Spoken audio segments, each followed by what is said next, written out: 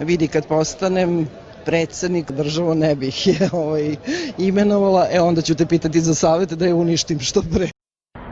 Treće, ne zaboravite da ovo unosi jednu vrstu bezbednosnog problema za sve Srbe na Kosovu i Metohiji, a ne isključuje mogućnost izazivanja problema i u dve opštine na jugu Srbije.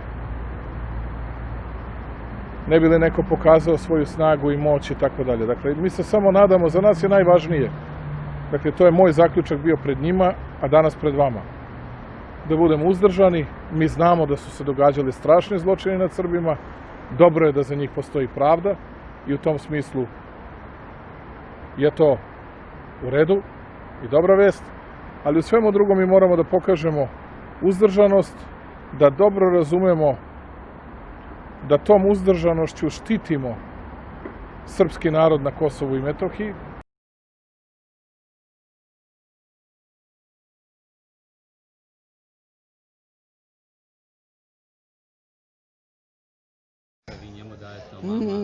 Ne, pre 21 godinu, kada sam ja pokušala da dam jedan savet, rečeno mi je, vidi kad postanem predsednik, državu ne bih je imenovala, onda ću te pitati za savjet da je uništim što pre.